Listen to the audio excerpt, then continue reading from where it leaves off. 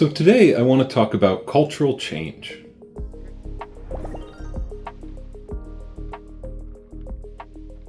So we're thinking about changes in average behavioral or psychological tendencies within a society over time.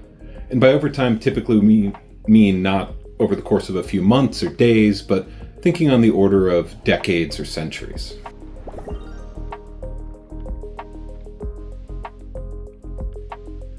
So when I was around 9 or 10 years old, I was really into science fiction, and I discovered Isaac Asimov's Foundation novels. And one of the coolest ideas in those books, at least to me, was the notion of psychohistory, this fictive discipline where mathematicians and social scientists had come up with a way by crunching a lot of data about human history to predict the future of human societies. And I guess in a weird way, that's what I always wanted to do. And I used to see this work, I still do to some extent, right, as maybe stepping stones for something like that. That if we can explain these past patterns in a systematic way, maybe we can build models that can tell us what the future will look like. So the methods we use often rely on a combination of archival and secondary data sources, right? So sometimes we have surveys and opinion polls that can go back a few decades, usually not much further. We also look at data on more indirect markers of people's feelings, preferences, and attitudes. So things like what kinds of names do they give their kids? Names that are unusual or names that are the same ones that everyone else is giving their babies that year. And we look at things, if we want to go further back, we can look at cultural products. So the stories we tell, the books we write, the movies and television shows we make, embedded within those, if we think about the language used, we can kind of pull out themes that might give us a clue as to what kinds of values or norms might have been predominant in a given time period.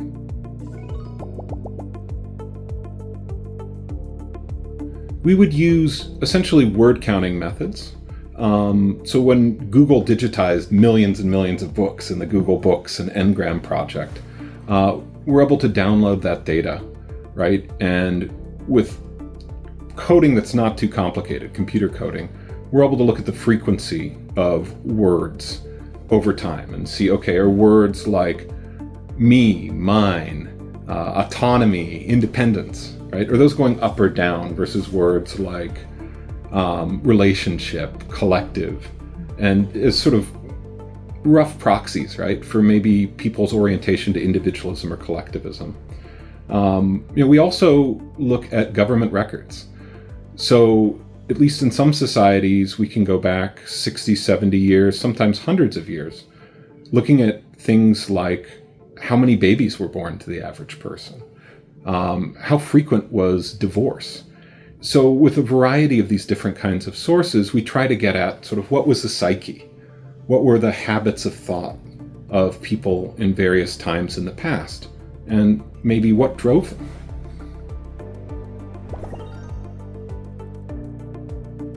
What we tend to find when we do this is that ecology, these basic features of the environment, can be a really powerful predictor of why the psychology and behavior of groups of people change over time. So in a few studies, we were curious about why American society, and it turns out actually most countries in the world, have become more individualistic over the past several decades. And what we found is that this seems to be most strongly predicted by increasing levels of resources or wealth. So when we have more and have to rely on others less, we feel a little more free to pursue our own goals, to be unique, to stand out. And we saw this not just looking at more explicit measures of values on kind of modern psychological scales, but also when we look at some of these more indirect markers, the frequency of words reflecting different themes in books, or if we look at the ratio of divorces to marriage, or parents giving their children relatively uncommon names. And we're not the only lab that's found this. Emily Bianchi and at least a couple other groups now have replicated these results conceptually using different markers, right, of sort of resource levels or different markers of individualism. Another result that I think is really cool, you might have heard of what people are calling the baby recession, that folks today are having far fewer children than they were in the past. And actually, there's a lot of concern about this, right? Politicians are worried about it, policymakers, behavioral scientists, economists. But when we think about why this is happening, people point to the rise of things like the internet, smartphones. They talk about cost of living. But what's not really been part of the discussion is the fact that we've moved in large numbers from relatively sparsely populated places to densely populated places. And one thing that population density does to a variety of organisms is it reduces their fertility. They tend to have fewer offspring and invest more in them. And so we got data from over 200 countries over 70 years, looking at fertility and also population density. And we found that this was a robust relationship. And it held up even when we control for other factors that are linked to fertility decisions. So women's education, access to contraception, resource levels of infant mortality.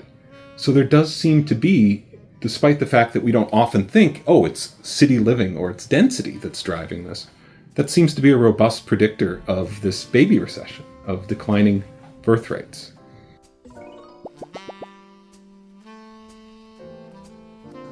I mean, it wouldn't shock me if there's some self-selection, and we know that from research in personality psychology, that folks, when they're adults especially, and if they have the ability to, tend to move to places that they think will help them accomplish their goals. But it's a little harder to explain the similarities we see across species. So people wouldn't really make that argument about, say, rabbits or salamanders or mice. And we tend to think, those of us informed by evolutionary theory, that if we see a relationship that's similar across a wide range of organisms, then certainly goals, choice, learning are all part of the story, plausibly. But there's likely something else, something a little deeper.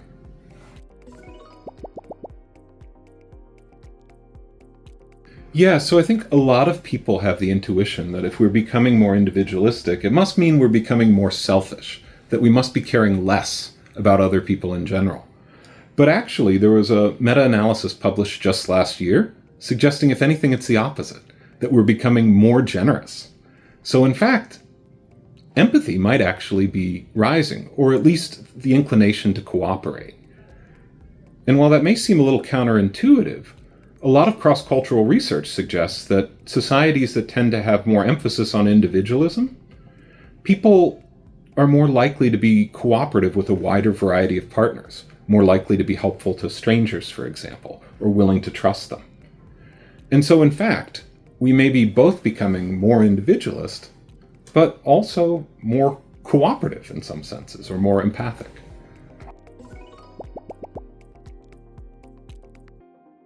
Sure, absolutely. So this was some work I did with colleagues, including a data scientist.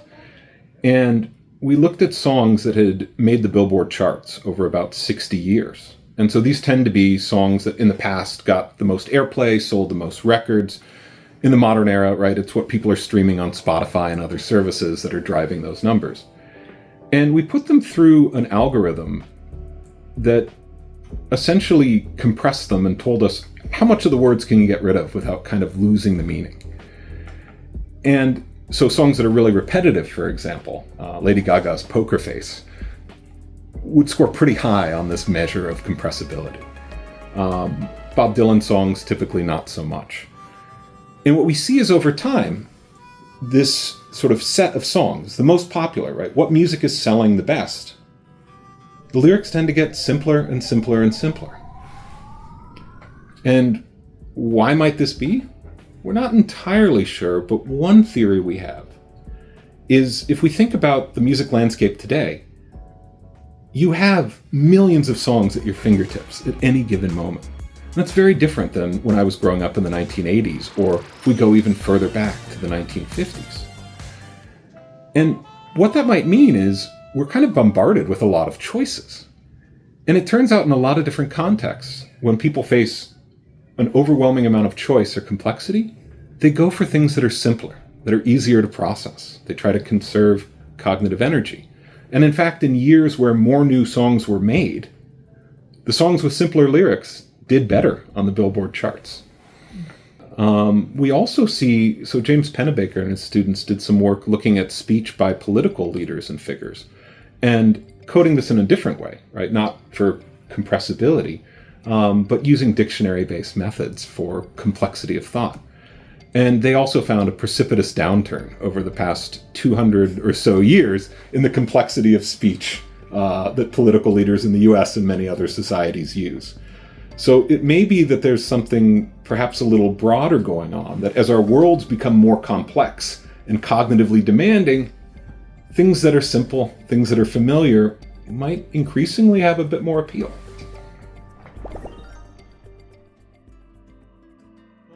It's kind of along this theme of declining birth rates and baby recessions, but I was thinking about my own family tree. So my grandfather, Leon, was born in 1913 on a farm in rural Pennsylvania, where he grew up with his 7 siblings. That wasn't at all uncommon 100-some years ago, and not just in the US, in many parts of the world, right? I was born in 1981 in a suburb of Washington, D.C. I was born in the city. I grew up in the suburb. And I had 2 siblings. My daughter was born here in Arizona, in Phoenix, in 2015. And she's almost 10 and an only child. And it's not as though my wife and I sat down and said, okay, how many kids do we want to have? Well, we live in a fairly dense and growing place. Let's just stick with the 1. That didn't enter into the conversation at all. But if you look at that pattern, I doubt that my family is unique. So if you think about your own family tree, it probably looks a lot like mine. And I think this points to the fact that without us really being aware of it, sometimes changes in these basic features of our environment can have dramatic changes in our behavior that have a whole host of consequences for our societies. Sure, I got this one from The Muppet Show the other day, so I have to give credit to Fozzie Bear. What do you get when you cross the Atlantic with the Titanic? What? Halfway.